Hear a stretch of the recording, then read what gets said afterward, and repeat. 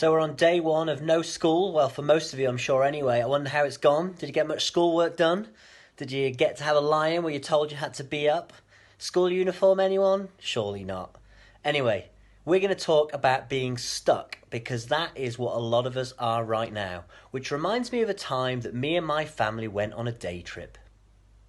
I went to London with my two sisters, my mum and my dad. My dad went for a job interview and he left us to kind of go sightseeing. So it was like, oh, let's go see Buckingham Palace. And you can't get into the palace, can you? Because there are railings. And if you come this way, we're going to pretend that these are the railings around Buckingham Palace. And my mum said to me, you know, Rob, Joe, Jane, they're my sisters. Why don't you pretend that you get your head stuck in Buckingham Palace railings? And so that's what I did. I'm 8 years old. I'm like, Mommy, come on, take the photo.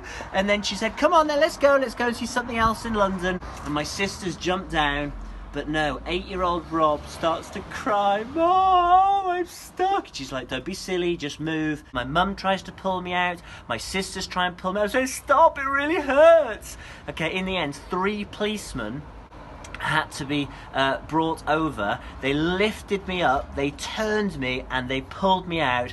Having my head stuck in Buckingham Palace railings was not fun. It was a long time ago now, but I can still remember just the emotions that I was going through. It was kind of feelings of disbelief. It was feelings of fear, of worry, of turning to my mum and asking for help. And then in the end, as you heard there, the police, it was in the end that came to my aid. But that feeling of being stuck is rarely fun, and for you right now, you're probably not having a lot of fun. One of the most famous stories of being stuck in the Bible is that of the Israelites when they were stuck in Egypt. Don't tune out because there's something really important that we need to take notice of here. The Israelites were stuck in slavery, and slavery is something that we've talked about a few times over the past few months as we've been involved with the A21 Walk for Freedom and different things like that, because we know that there's now more slaves today than there ever were before in history. And that includes the time of the Israelites. Though they were stuck in slavery, they were in bondage to their rulers, the Egyptians. But what did they do?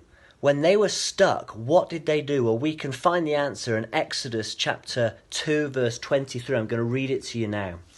The Israelites groaned in their slavery and cried out. They cried out to God. When they were stuck, they looked to God for help. And what happened? Well, it says, and their cry for help because of their slavery went up to God. God heard their groaning and he remembered the agreement, the covenant with Abraham, with Isaac and with Jacob. So God looked on the Israelites and he was concerned for them, which means he wanted to have compassion on them. So guys, what do we do in this place of being stuck? What do people do in the world in this place of being stuck because of the coronavirus? Well, I think we find the answer here in Exodus chapter 2. We cry out to God, which means we look to him. We pray, Father, would you help us in this situation? And that's my prayer for you today. God, would you help us in all we're facing? Would you help us in our world? And these are prayers that you can pray specifically for people in your family, people on your street, for yourself, and for others too. So another story, another example of people getting stuck. It doesn't just happen to 8-year-old boys at Buckingham Palace railings. It happens to the Israelite people, but it also happens to you and to me. I wonder, do you feel stuck right now? We want to chat about that on our next Zoom call. How are you doing? What parts are you enjoying? What parts are you hating? Who are you looking to in this time? Has it even crossed your mind to pray, to cry out to God? We want to chat about that. We want to hear how you're doing because we know the end of the story. We know that God heard the Israelites cry and he sent Moses. God delivered the people from slavery, which is of course what we want to see for the answers to our prayers about being delivered from this coronavirus. We want to catch you on our next Zoom call. We'll send you details of that. Have a little think about the questions, have a little think and pray about the video that you just watched too, and we'll catch up then.